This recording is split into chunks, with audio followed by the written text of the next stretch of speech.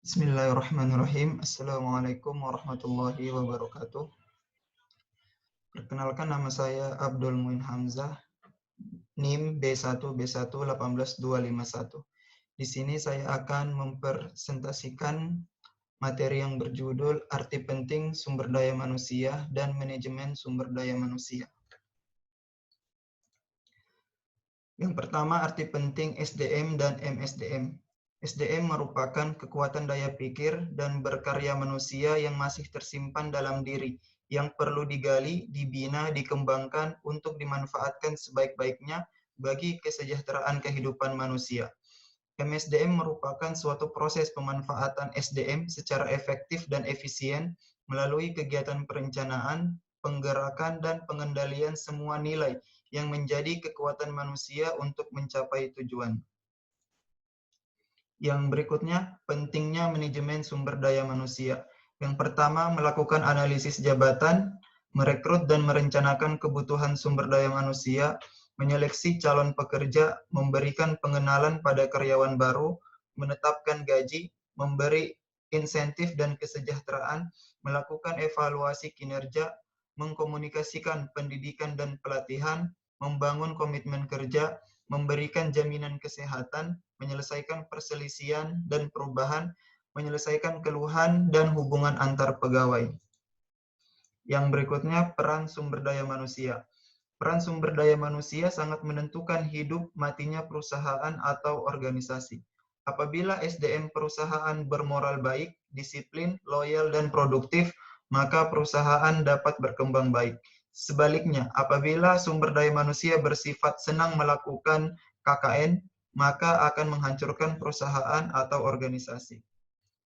Berikutnya, peran perubahan manajemen sumber daya manusia. Yang pertama, SDM dan pendorong produktivitas. Yang kedua, SDM dan ketanggapan. Yang ketiga, SDM dan jasa. Yang keempat, SDM dan komitmen pegawai. Yang kelima, SDM dan strategi organisasi atau perusahaan.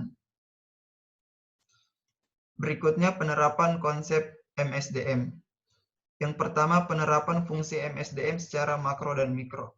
Yang kedua, prinsip manajemen sumber daya manusia. Yang pertama, prinsip kemanusiaan dan demokrasi. Yang kedua, prinsip the right man in the right place. Yang ketiga, prinsip kesatuan arah dan komando. Yang keempat, prinsip efisiensi, efektivitas, dan produktivitas. Yang kelima, prinsip disiplin, wewenang, dan tanggung jawab. Yang berikutnya, ruang lingkup MSDM. Yang pertama, fungsi manajerial MSDM. Yang pertama, planning. Yang kedua, organization. Yang ketiga, actuating. Yang keempat, controlling. Yang kedua, fungsi operasional MSDM. Yang pertama, perencanaan SDM, penarikan SDM, mengadakan seleksi, penempatan, dan orientasi. Berikutnya, tujuan manajemen sumber daya manusia. Yang pertama, memberikan saran kepada manajemen tentang kebijakan SDM. Kedua, memelihara dan menjalankan kebijakan MSDM. Ketiga, mengatasi kritis dan hubungan sulit antar pegawai. Yang keempat, menyediakan saran komunikasi antar pegawai. Yang kelima, membantu perkembangan strategi organisasi. Yang keenam, menyediakan bantuan dalam mencapai tujuan MSDM. Yang berikutnya, sasaran MSDM. Yang pertama, sasaran perusahaan. Yang kedua, sasaran fungsional. Ketiga, sasaran sosial. Yang keempat, sasaran pribadi pegawai. Yang terakhir, pendekatan MSDM. Pendekatan strategis, pendekatan SDM, pendekatan manajemen, pendekatan sistem, dan terakhir, pendekatan proaktif. Sekian yang dapat saya sampaikan, kurang lebihnya mohon dimaafkan. Billahi taufiq wal hidayah. Wassalamualaikum warahmatullahi wabarakatuh.